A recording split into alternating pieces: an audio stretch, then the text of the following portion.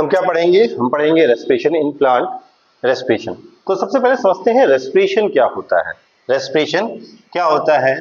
तो respiration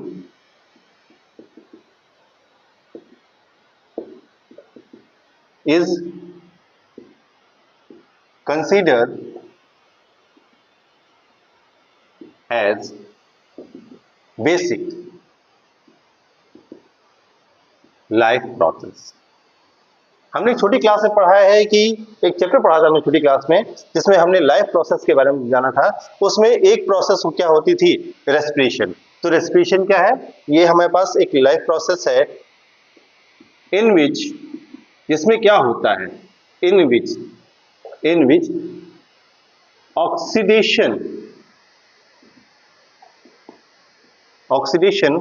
of food, oxidation of food, ठीक है, ऑक्सीडेशन ऑफ फूड होगा and it provide energy for daily activity. ठीक है, ये क्या करेगा? ये फूड को ऑक्सीडाइज करेगा और फूड के ऑक्सीडेशन से जो कार्बन कार्बन के बीच में जो बॉन्ड बने हुए हैं, ठीक है, इन बॉन्ड का ब्रेकअप होगा और बॉन्ड का ब्रेकअप होके एनर्जी रिलीज होगी। क्या होगी? एनर्जी रिलीज होगी और इस एनर्जी को क्या करा जाएगा? ट्रैप कर दिया जाएगा, ट्रैप इन एटीपी। एटीपी जानते हैं, adenosine triphosphate, adenosine triphosphate. Okay, ATP को हम क्या कहते हैं? एटीपी को बचपन से पढ़ते आ रहे हैं। बायोलॉजी का स्टूडेंट जब भी पैदा होता है उसको सबसे पहले यही पढ़ाया जाता है कि ATP is the currency, energy currency of the cell, reticular island. दूसरा क्या है? दूसरी रेटिकुलर आइलैंड क्या है? माइटोकॉन्ड्रिया क्या है? Power house of the cell. ठीक है, हाँ। अब समझिए इस चीज को कि ये जो ऑक्सीडेशन ऑफ फूड है, ये क्या सिंगल स्टेप में होता है? नहीं, ये मल्टी स्टेप प्रोसेस है, ताकि क्या हो?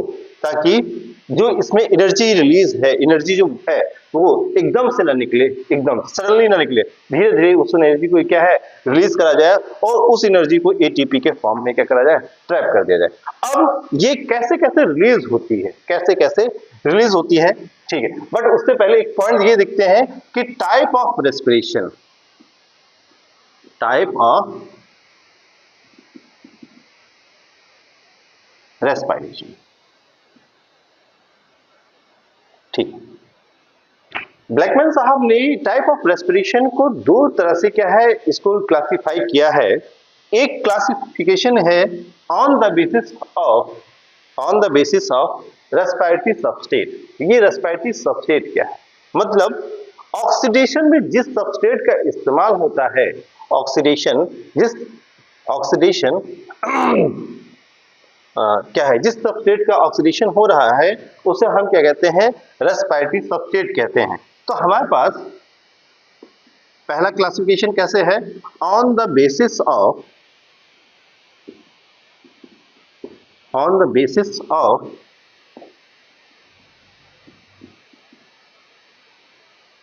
रेस्पिरेटरी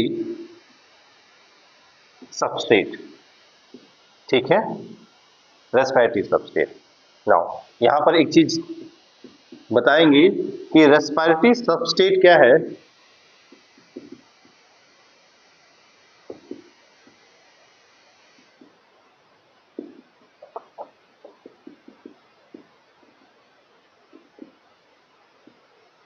ऑर्गेनिक, ये रेस्पिरेटरी सबस्ट्रेट क्या है? Respiratory substrate is organic molecule that utilize in oxidation। जो ऑक्सीडेशन में क्या है? यूटिलाइज किया जा रहा है वो रेस्पिरेटरी। अब वो क्या भी हो सकता है? वो कार्बोहाइड्रेट भी हो सकता है, कार्बोहाइड्रेट भी हो सकता है, वो फैट भी हो सकता है, वो प्रोटीन भी हो सकता है। इसके अलावा और क्या हो सकता है और ऑर्गेनिक एसिड भी हो सकते हैं,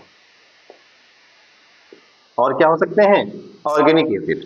ठीक है, तो हम ये पढ़ रहे हैं type of respiration on the basis of respiratory substrate. हमारे पास दो तरह के होते हैं, दो तरह के।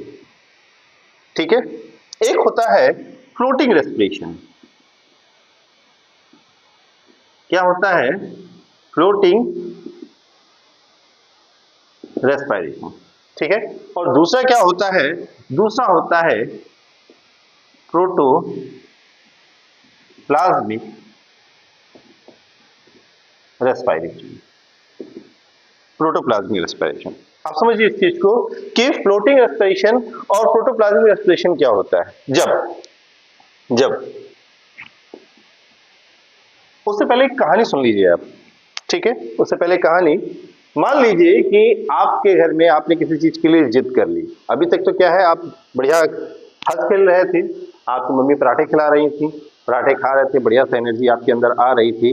पराठा क्या है, कार्बोहाइड्रेट। ठीक है, और वो उस कार्बोहाइड्रेट को हम क्या है यूटिलाइज करते हैं, ऑक्सीजन के ऑक्सीडाइज करते हैं और एनर्जी रिलीज होती है। ठीक है, ओके। साथ ही साथ क्या होता है कि जैसे हम लोग कुछ फैट भी लेते हैं, ठीक है, तो उस फैट से नॉर्मली क्या होता है ऑक्सीजन ऑक्सीडेशन होता है और ऑक्सीडेशन से एनर्जी निकलती है। तो ये मान लीजिए कि जब कार्बोहाइड्रेट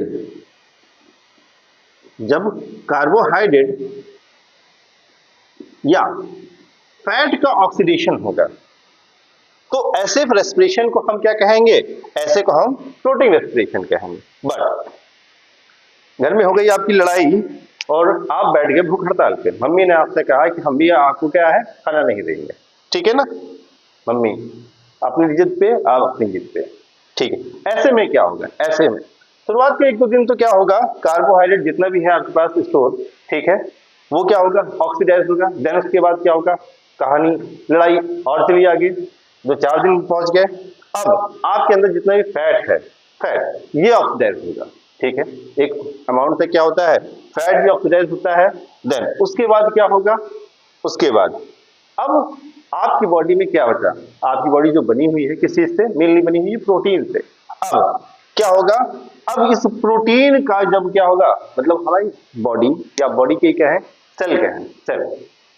ठीक है, क्योंकि हमारी बॉडी भी किस चीज से बनी हुई है, ये सेल से बनी हुई है। हम लोगों ने पहले चैप्टर में इसको सबसे पहले यही पढ़ते हैं कि सेल क्या है, बेसिक यूनिट ऑफ लाइफ। ठीक है, और ये स्ट्रक्चर और फंक्शनल यूनिट दोनों ही।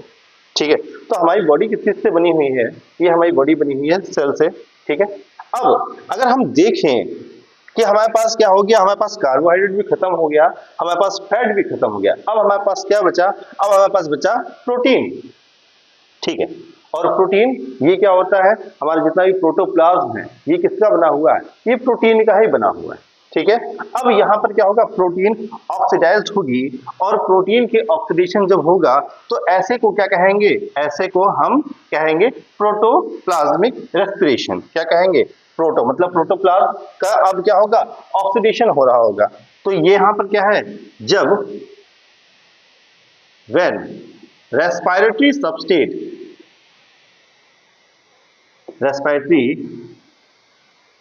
सबस्टेट ये क्या हो, इज प्रोटीन। जब रेस्पिरेटरी सबस्टेट क्या हो, प्रोटीन, तो हम क्या कहेंगे, प्रोटोप्लाज्मिक रेस्पिरेशन कहेंगे।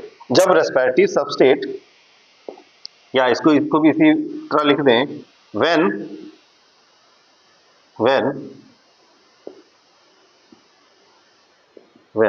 कार्बोहाइड्रेट या फैट इज, या और सही कर लेते हैं इसको, और सही कर लेते हैं इसको, व्हेन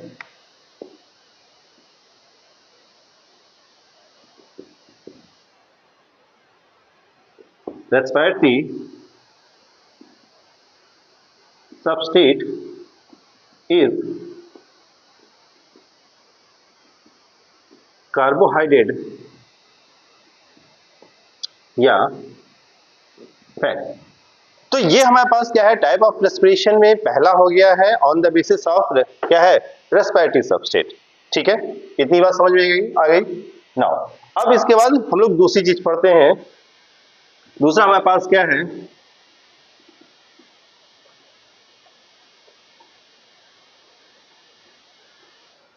दूसरा हमारे पास है, ठीक है, on the basis of presence and absence of oxygen. दूसरा हमारे पास है on the basis of oxygen is present और अब्सेंट। ओके, ऑक्सीजन क्या है, प्रेजेंट है या अब्सेंट। तो इसके बेस पे क्या होता है, इसको दो टाइप से डिवाइड किया जाता है। एक, अगर oxygen if oxygen is present, oxygen अगर प्रेजेंट है तो ऐसे रेस्पिरेशन को हम कहेंगे एरोबिक रेस्पिरेशन। क्या कहेंगे इसको, aerobic respiration. Okay, if oxygen is not present, तो जब ऑक्सीजन नहीं प्रेजेंट होगी तो क्या इस रेस्पिरेशन को क्या कहेंगे, तो इस रेस्पिरेशन को हम कहते हैं एनारोबिक रेस्पिरेशन।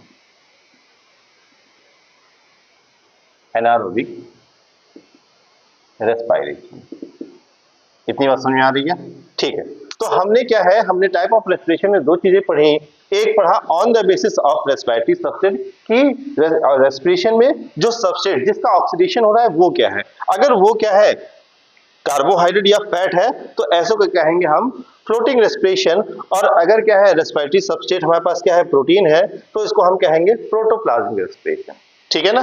दूसरा हमारे पास क्या है, दूसरा classification on the basis of oxygen is present और एब्सेंट। ठीक है, अगर इफ ऑक्सीजन इज प्रेजेंट तो इसे हम कहेंगे एरोबिक रेस्पिरेशन, और अगर क्या है, ऑक्सीजन एब्सेंट है तो इसे कहेंगे हम एनारोबिक रेस्पिरेशन। अब आप बताइए कि हम लोग कौन सा रेस्पिरेशन करते हैं। हम लोग जब ब्रीदिंग करते हैं, जब हम ब्रीदिंग करते हैं तो इनटेक ऑफ ऑक्सीजन, यानी इसका मतलब क्या है, इसका मतलब ये है कि ऑक्सीजन को हम अंदर ले रहे हैं और इस ऑक्सीजन की प्रेजेंस में क्या होगा, ऑक्सीडेशन होगा। तो हमारे पास कैसा क्या है, कैसा रेस्पिरेशन है, एरोबिक रेस्पिरेशन है। नाउ बहुत से बैक्टीरिया होते हैं जो क्या करते हैं, जो इस ऑक्सीजन को नहीं लेते हैं। बट कभी कभी ऐसा होता है, कभी कभी हमारी बॉडी में भी बहुत सी कंडीशन बन जाती है, जैसे कि हम जब क्या है, जो रिक्वायर अमाउंट ऑफ ऑक्सीजन नहीं दे पाते हैं, कि मतलब हम दौड़ रहे हैं, ठीक है, और दौड़ने में क्या है, उतनी जितनी हमको हमारी मसल्स को, स्केलेटल मसल्स को जितनी भी क्या ऑक्सीजन की रिक्वायरमेंट होती है। क्यों, क्योंकि इस समय स्केलेटल मसल्स क्या करते हैं, एनर्जी का प्रोडक्शन उनको क्या है, बहुत ज्यादा करना है। क्यों, वर्क करते हैं, ठीक है, और तेज भागने के लिए, बट आप क्या है, रेस्पिरेटरी सिस्टम उसके साथ क्या है, कॉपरेट नहीं कर पा रहा है, उतनी अच्छे से क्या है, ऑक्सीजन को इनटेक नहीं कर पा रहा है। ऐसी कंडीशन में क्या होगा, आपकी स्केलेटल मसल्स में क्या कैसी कंडीशन बन जाएगी, एनारोबिक कंडीशन बन जाएगी। और ऐसे टाइम में क्या होता है कि हमारे स्केलेटल मसल्स क्या करती हैं, ये भी एनारोबिक रेस्पिरेशन करने लगती हैं, और इस एनारोबिक रेस्पिरेशन के रिजल्ट में हमको क्या मिलता है, हमको मिलता है लैक्टिक एसिड। ठीक है, और वही लैक्टिक एसिड जब क्या होता है, हमारे मसल्स में एक्युमुलेट हो जाता है, तो हमको क्या है, हमारे मसल्स में दर्द होने लगता है, हम दौड़ने में क्या हो जाते हैं, अनेबल हो जाते हैं। बात समझ में आ रही है, ठीक है। चलो, यहां तक अगर हमको बात समझ में आ गई है तो अब थोड़ा सा क्या है, हम इस प्रोसेस को, रेस्पिरेशन की प्रोसेस को थोड़ा सा समराइज करने चाहेंगे। ठीक है, थोड़ा सा समराइज। क्यों, हमारी बॉडी के अंदर रेस्पिरेशन हो रहा है, ठीक है, बट ये एक्चुअली होता कहां पर है, ठीक है, ये होता कहां पर है, ये हमारी सेलुलर लेवल पे होता है। इसीलिए इस चैप्टर का दूसरा नाम भी क्या है, इसलिए इस चैप्टर का दूसरा नाम है सेलुलर रेस्पिरेशन। सेलुलर रेस्पिरेशन क्यों, क्योंकि सेल क्या करती है, सेल इस चीज को ऑक्सीडाइज करेगी, ऑक्सीडेशन से एटीपी का रिलीज होगा, और उस एटीपी के क्या है, उस एटीपी के इस्तेमाल से सेल अपने वेरियस फंक्शन क्या करती है, वो करती है। ठीक है, इसलिए क्या करते हैं, इसको हम सेलुलर रेस्पिरेशन कहते हैं। ठीक है, थोड़ा सा और आगे चलते हैं इस चीज को, कि अगर हम देखते हैं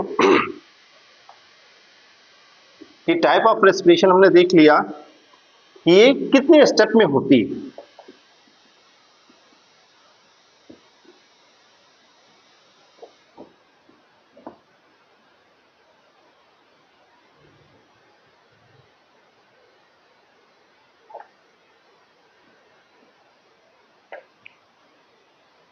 हाँ, तो अभी मैंने आपको बताया कि रेस्पिरेशन क्या है। Respiration is a oxidation process, ठीक है। बट एक बात समझिए कि रेस्पिरेशन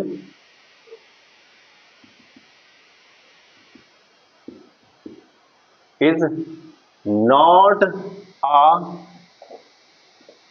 सिंगल स्टेप प्रोसेस।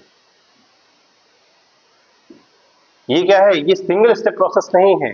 मतलब क्या है, इसमें बहुत सी स्टेप इस्तेमाल होती हैं, बहुत सी स्टेप इन्वॉल्व होती हैं। जिसमें क्या होगा, जिसमें पहले पहले जैसे मान लीजिए C6H12O6 है, मतलब क्या है, कार्बन के 6 मॉलिक्यूल हैं, कार्बन के। अब इनको ऑक्सीडाइज करना है, तो ऑक्सीडाइज सबसे पहले ये क्या होगा, ये 6 कार्बन का मॉलिक्यूल 3 कार्बन के मॉलिक्यूल में क्या करेगा, टूट जाएगा। ठीक है, 3 के मॉलिक्यूल में टूट जाएगा। अब इन 3 के कार्बन के मॉलिक्यूल को हम क्या कहते हैं, इनको हम कहते हैं पायरुविक एसिड।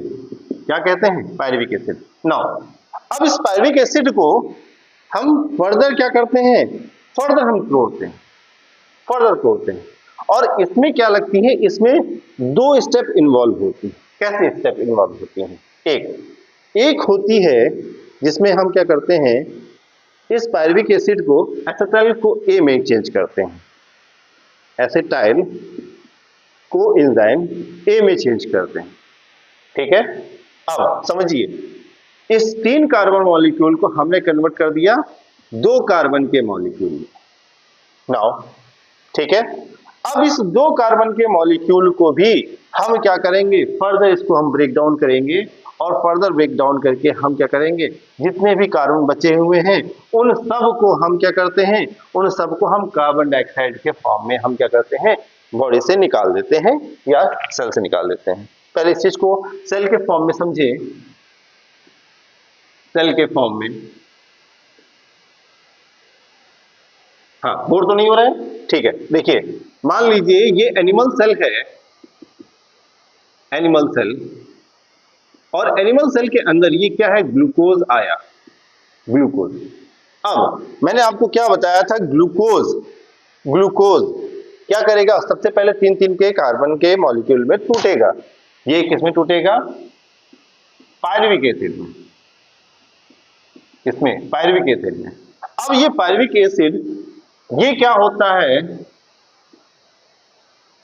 सेल के अंदर क्या है, ऑर्गेनल होता है, सेल के अंदर एक ऑर्गेनल होता है, ठीक है, जिसे हम क्या कहते हैं, माइटोकॉन्ड्रिया। ओके, माइटोकॉन्ड्रिया, ठीक है। अब ये पायरुविक एसिड क्या होगा, ये इसके अंदर जाएगा और पायरुविक एसिड ये क्या करेगा, ये ब्रेक डाउन हो जाएगा। पहले किसमें कन्वर्ट होगा, एसिटाइल को ए में, और एसिटाइल को ए, यहां पर एक क्या है, एक साइक्लिक रिएक्शन चल रही होगी, जिसे हम क्या कहते हैं, क्रेब्स साइकिल कहते हैं, क्रेब्स साइकिल। आप परेशान ना हो, इन सब के बारे में हम एकदम फर्दर क्या है, डिटेल से बात करेंगे। अभी मैं आपको सिर्फ क्या है, इस चैप्टर में जितनी भी स्टेप है, ऑक्सीडेशन की स्टेप, मैं उसको समराइज करके आपको एक फॉर्म में बता रहा हूं, ठीक है। हाँ, एसिटाइल को ए, और एसिटाइल को ए चला जाता है किसमें, क्रेब्स साइकिल में, ठीक है। मतलब ये 3 कार्बन का, ये 2 कार्बन का, और यहां से क्या होगा, यहां से कार्बन डाइऑक्साइड के फॉर्म में ये निकल जाते हैं, कार्बन डाइऑक्साइड के फॉर्म में। अब ये इसको क्या कहते हैं, इसको कंप्लीट ऑक्सीडेशन कहते हैं,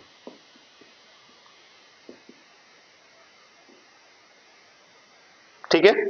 तो ये हमारे पास क्या होती है, ये प्रोसेस, मतलब ये क्या होगा, कार्बन डाइऑक्साइड, ये क्या चीज है, ये साइटोप्लाज्म।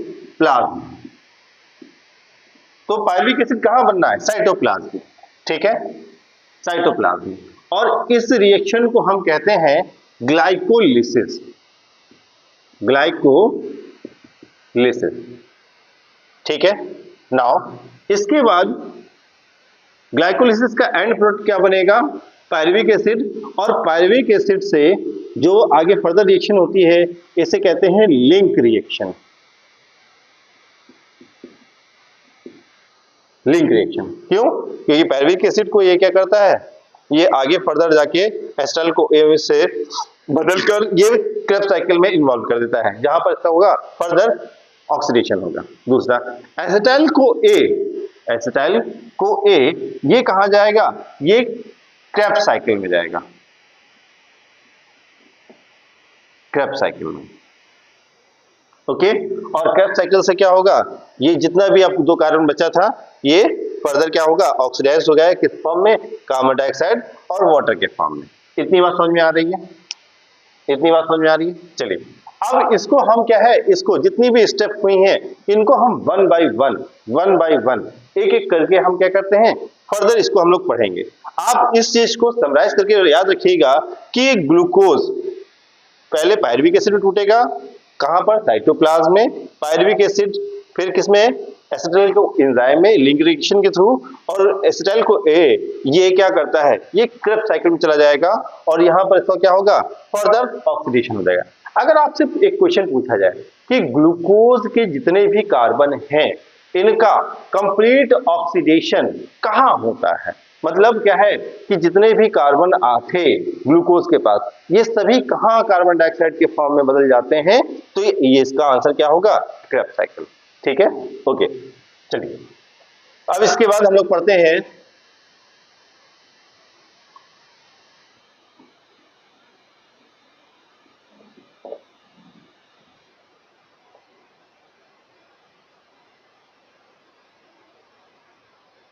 ठीक, एक कॉन्सेप्ट छूट जाता है कि जैसे हम कब कहेंगे इसको पार्शियल ऑक्सीडेशन, कब हम इसको कहेंगे complete oxidation.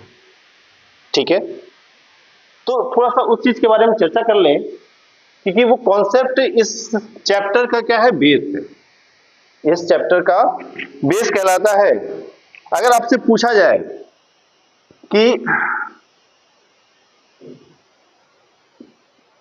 Glucose, carbon dioxide और वाटर में, ठीक है, 3PGA कन्वर्ट हो पायरुविक एसिड में, या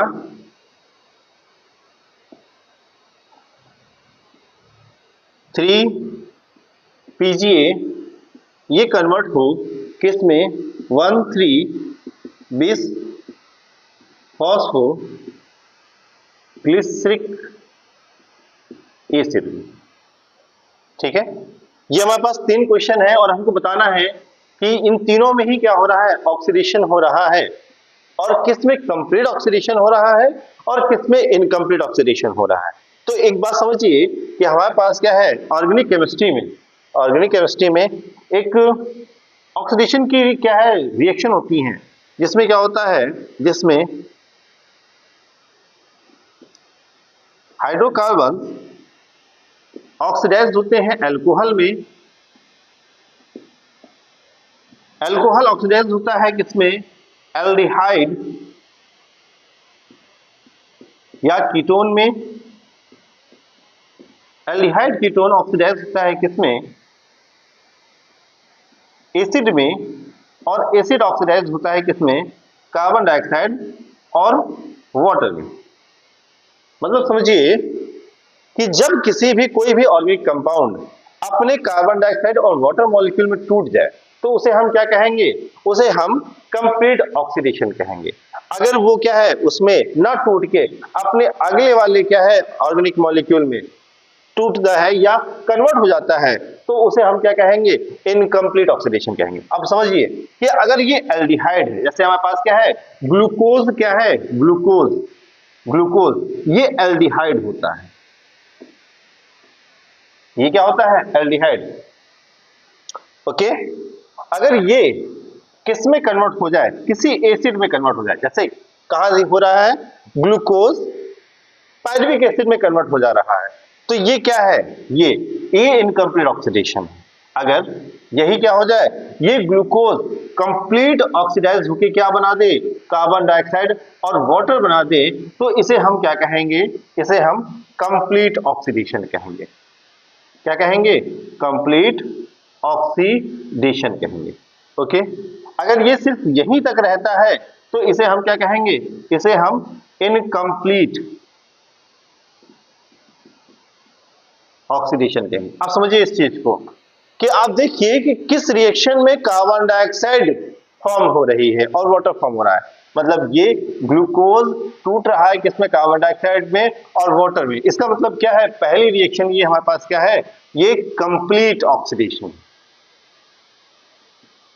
ये क्या है, कंप्लीट ऑक्सीडेशन। जबकि ये क्या है, 3PJ एल्डिहाइड, 3-फॉस्फोग्लिसरॉल्डिहाइड, ये किस में कन्वर्ट हो रहा है, पायरुविक एसिड में। ये क्या है, ये इनकम्प्लीट ऑक्सीडेशन।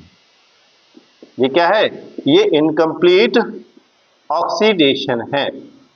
दूसरा देखिए, ये 3-फॉस्फोग्लिसरॉल्डिहाइड 1,3-फॉस्फोग्लिसरिक एसिड में टूट रहा है, या ग्लिसरेट में जैसे आपकी बुक में लिखा हुआ है। तो ये भी क्या है, ये भी इनकम्प्लीट ऑक्सीडेशन। ठीक है, तो अगर ये फंडा आपको समझ में आता है